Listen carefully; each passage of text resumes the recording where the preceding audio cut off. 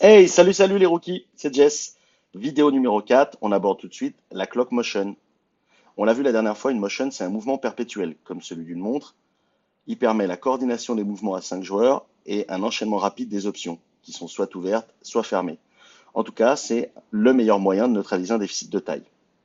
La clock motion, elle permet de prendre les adversaires de vitesse, d'exploiter des options et surtout ne pas oublier de faire sortir la défense adverse, par exemple sur les anticipations de ligne de passe.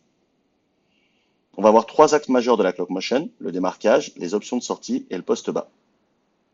Pour parler du démarquage, on connaît par exemple le démarquage en V qui est illustré ici. On connaît aussi le démarquage backdoor qu'il faudra idéalement faire plus haut et du côté de l'intérieur poste haut, comme note 5 ici sur l'illustration, de manière à s'ouvrir le couloir le plus large. On a le démarquage curl qu'il faudra faire plutôt côté intérieur poste bas, comme note 4 en bleu, toujours pour s'ouvrir le couloir le plus large notamment. Ici, par exemple, si le 3 violet a pris un retard défensif et qu'on a l'avantage sur le curl, ça nous permettra de rentrer dans le drive et d'attaquer directement le 5 violet, le fixer pour jouer dans le petit jeu avec notre 4.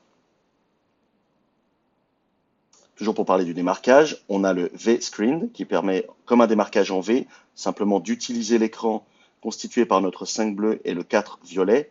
Donc on passe derrière pour remonter pendant que notre 1 prend le drive, se retourne et fait la passe. C'est un démarquage un peu plus simplifié. On va illustrer notre exemple avec un démarquage en V de la clock motion. Donc on voit notre ailier en poste 3, bleu, qui va commencer son démarquage en remontant la passe du 1 sur notre ailier, première passe. Au moment où notre ailier attrape la balle, retour de passe sur le 1. Pendant ce temps-là, notre ailier 2 à l'opposé a fait lui aussi son démarquage en V, de manière à ce que quand le 1 récupère la balle, il puisse ouvrir sur le 2. Notre ailier 3, après avoir fait son retour de passe, entame sa coupe dans l'axe du panier et va passer derrière l'intérieur poste bas, notre 4 bleu ici présent. On a déjà une option qui s'ouvre. À partir du moment où l'ailier 3 prend la coupe et son défenseur, le 2 violet ici, le suit, on voit que si la passe est faite à notre 5, il va se retrouver en 1 contre 1 sur un côté totalement libre. Et auquel cas, c'est illustré ici, si le 5 est capable de prendre le drive, il va pouvoir exploiter un avantage offensif. Sinon, donc, c'est la passe de transfert sur l'ailier 2 qui a fini son démarquage en V, pendant que notre 3 en bas a pris la coupe et est en train de toucher, contacter son intérieur 4 en bleu ici, de l'épaule, pour aller chercher sa coupe, finir sa coupe à 0 degré. Ce contact, que j'illustre ici, permettra à notre intérieur de pivoter et prendre sa position préférentielle. Donc, on l'illustre ici avec ses deux pieds, il est face à l'écran, et dès que le contact sera pris, il va se retourner pour se trouver à 45 degrés, ouvert à la balle, puisqu'idéalement, il sera en face de notre ailier, et on le verra, il sera une des deux options à servir. Et en étant ouvert comme ça à 45 degrés, ce qui est important à retenir, c'est ce que j'ai appelé ici la distance personnelle. Chaque intérieur doit trouver sa distance idéale au cercle pour que dans une gestuelle mécanique qui vient après, il puisse trouver facilement le cercle et la réussite. Donc, on en revient à notre ailier 2 qui a eu la balle sur le retour, sur la passe de transfert, pardon. Et à partir de là, notre 3 a terminé sa coupe à 0 degré. Notre 4 bleu à l'intérieur s'est mis en position préférentielle, 45 degrés ouvert à la balle. Et on voit que le défenseur 2 violet va conditionner la suite. À partir du moment où il fait le choix du close-up, c'est-à-dire rattraper son retard sur l'ailier à 0 degré, on peut servir l'option 1 ici sur le 4 pour jouer du 1 contre 1. Si le 2 violet avait choisi de rester dans l'aide, donc garder son retard par rapport à son ailier à 0 degré, on peut servir l'option 2 et permettre le shoot à 3 points de notre ailier numéro 3. Ce qui est important de comprendre, c'est qu'il faut jouer toutes les options. Typiquement, le 2, peut-être la première fois, va choisir de rester dans l'aide en se disant l'ailier 3, là, c'est pas un shooter. Si vous servez votre ailier 3 et qu'il ne shoot pas, c'est envoyer le message à la défense qu'il ne faut jamais sortir. Et c'est un très mauvais message. Il faut absolument que l'ailier prenne le shoot, qui plus est un bon shoot, qu'il le mette ou pas, c'est pas important, puisque finalement le message qui va rester, c'est que l'ailier 2 ici en défense, la prochaine fois qu'on développera cette action, il fera la course pour rattraper son retard et empêcher le tir du 3. Voilà. Et ça, c'est vraiment un message à retenir, c'est que toutes les options doivent être jouées. Donc ici, ce qu'on va retenir, c'est la passe, l'option 1, la passe à l'intérieur. Voilà. Pour aller jouer le 1 contre 1 sur notre 4 bleu. À partir du moment où il est servi, on retrouve une gestuelle mécanique à travailler. Donc c'est un dribble fort qui lui permet derrière de décoller les deux pieds. À partir du moment où il a dribblé, il peut faire 2 pas. Donc ici, il va préférer terminer main gauche avec une rotation sur son pied droit. Le pied droit étant le pied de pivot qui ne va pas bouger. Donc, à partir du moment où il a terminé son dribble fort, le pied gauche va démarrer le premier contact avec un pas fort en arrière. C'est le premier appui fort qui va prendre le contact sur le défenseur, durcir le contact à ce niveau-là et surtout s'ouvrir le côté droit. Sur le deuxième appui, il y a un pivot à 180 degrés, donc ça doit être assez rapide et surtout garder un bon équilibre. C'est ça le travail de la gestuelle à faire mécanique pour l'intérieur à ce moment-là, puisqu'il y aura un troisième appui qui lui permet de monter au cercle et terminer main gauche. Voilà. On a vu l'option numéro 1 servie. Si notre défenseur 2 violet avait fait le choix de rester dans l'aide comme c'est le cas ici, on aurait donc servi l'option numéro 2 sur le 3 bleu. Et qui, comme je le disais tout à l'heure, malgré le close-up de son défenseur, il faut absolument qu'il prenne le tir. Ce qui est intéressant d'observer ici, c'est que dans la motion, ça a permis de mettre en place nos deux défenseurs, le 5 bleu et le 4 bleu, sur des positions préférentielles pour prendre le rebond. Le 5 étant en écran de retard sur notre 4 violet, sur le 4 défenseur violet, alors que notre 4 bleu, oui c'est ça, lui est en train d'essayer de pousser le 5 à l'intérieur, voire sous le cercle, pour le rendre inefficace. Et si le rebond partait un petit peu plus large, le 4 prendrait la balle avant le 5. Donc je le disais, il faut absolument prendre le tir. Voilà. Encore une fois, sur l'option 2, on a encore une variante au moment où on aura servi l'ailier numéro 3. Si le close-up est très efficace du 2 et que le 4 bleu chez nous est venu prendre sa position bien en bas, donc de nouveau ouvert à la balle mais un peu plus bas, dans l'axe de la ligne à 0 degré, eh bien on peut servir ce 4 pour qu'il aille jouer à 1 contre 1. Si ce n'est pas le cas, on peut aussi ressortir la balle, c'est ce qu'on appelle le no option. À partir de là, on renverse la motion, d'où la notion de clock motion qui ne s'interrompt pas, puisque comme on n'a pas d'option, on la joue dans l'autre sens. Et on la joue de cette manière-là. Là, on voit typiquement que le 2 violet a fait son close-up, le tir est compliqué, et on voit que le 5 violet n'a pas perdu d'avantage sur la prise de position par rapport à notre 4 bleu. Auquel cas, le 1 ressort la balle, et on va renverser la motion. Ce que je l'expliquais, en haut, c'est pas possible de jouer, on n'obtiendra pas d'avantage. Par contre, du coup, il faut comprendre que le jeu se passe de l'autre côté. Et on va l'observer. En renversant, on a le 2 qui va prendre un dribble fort pour retourner à l'axe à 90 degrés. Pendant ce temps-là, le 1 bleu va se démarquer en V, on le voit, c'est illustré. Le 4 va renverser en remontant poste haut, le 5 poste bas, et le 3, lui, va prendre une coupe en allant chercher l'écran du 5 qui sera en place pour aller complètement à l'opposé. Donc on a déjà simulé le retour de passe.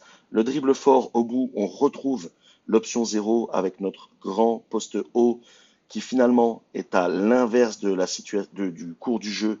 Et si on le servait là, il pourrait aller jouer son fameux 1 contre 1 comme on l'a vu tout à l'heure dans l'autre sens. Si ce n'est pas le cas, passe sur le 1, c'est ce qu'on appelle la passe de transfert ici. On retrouve notre 3 à 0 degré, le choix sur le défenseur 2. En fonction de ce choix, on peut servir soit l'ailier à 0, soit l'option 1 sur notre 5 en bas qui aura pris sa position préférentielle. Voilà, on va passer sur la deuxième partie avec les deux points clés de la clock motion. Donc, on va avoir des vitesses réelles et on va voir le jeu direct. Pour les vitesses réelles, on va voir par exemple ici illustré l'option 1 avec un démarquage en V.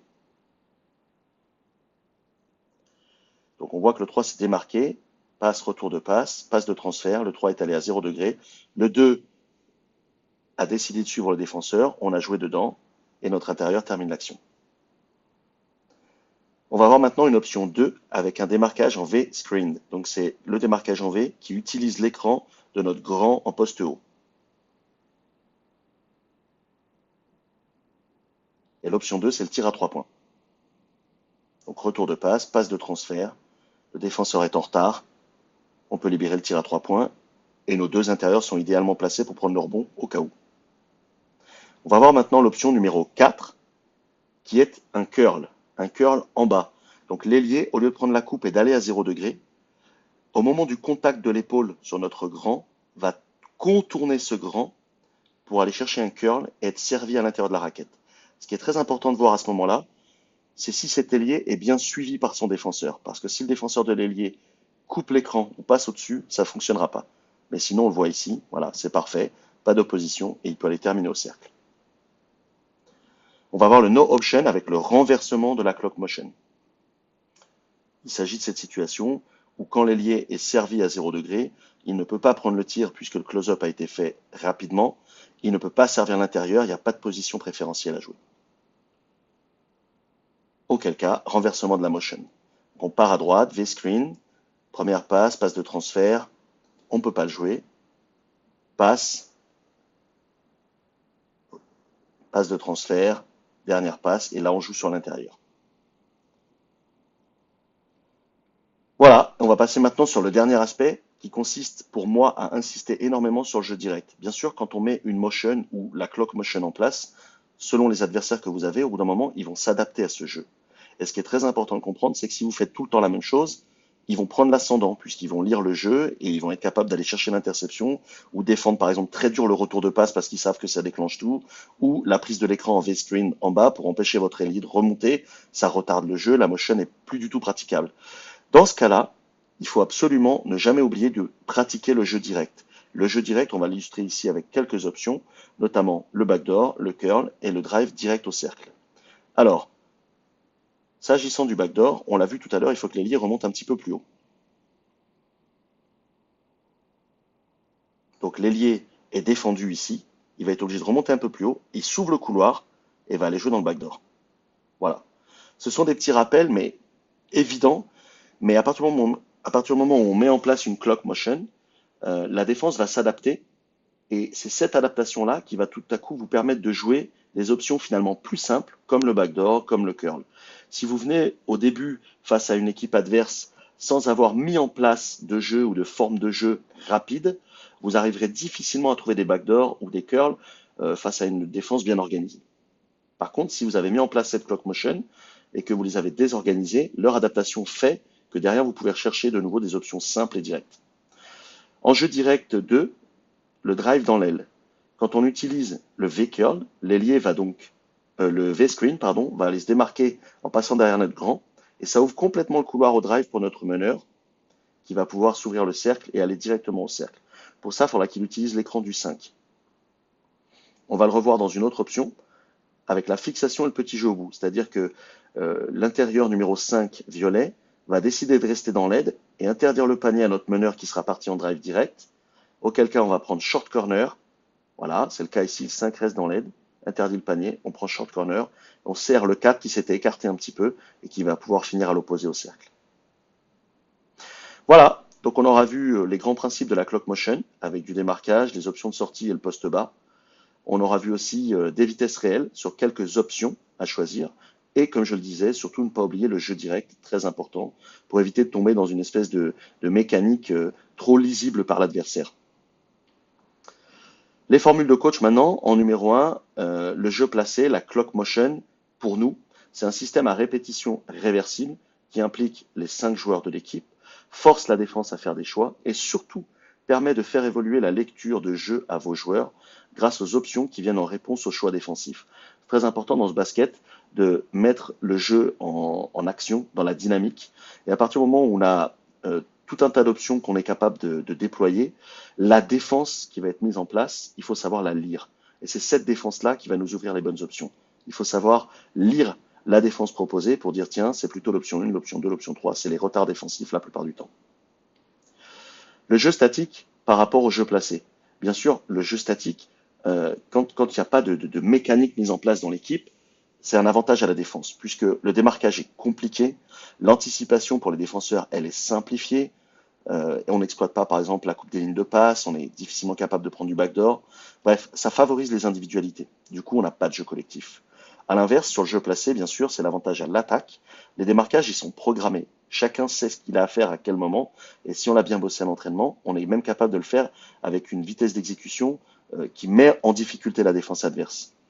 On a les options qui cassent l'anticipation de la défense. Puisque je le disais tout à l'heure, le but c'est de lire la défense et de choisir les options adéquates. Et du coup, ça casse complètement l'anticipation, les interceptions de la défense.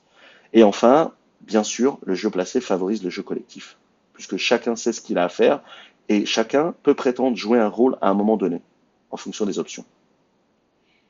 Enfin, une recette réaliste pour la clock motion. C'est travailler la vitesse d'exécution et le timing, travailler la lecture de jeu, on en a parlé, meilleur choix des options possibles, pour obtenir un meilleur moyen de fluidifier le jeu, inclus le jeu direct bien sûr. À savoir, à partir du moment où on met en place cette clock motion et le jeu direct, eh bien, votre équipe va donner forcément l'impression d'être beaucoup plus fluide et la balle beaucoup plus vivante. Voilà. Et c'est très important pour un coach. Je vous remercie d'avoir suivi cette clock motion. J'espère que je vous ai apporté des précisions, des points de compréhension, toujours dans la notion du basket pour progresser. La prochaine fois, on parlera du démarquage. En attendant, je vous souhaite d'excellents matchs, beaucoup de basket, et je vous dis à très très très vite. Soyez forts.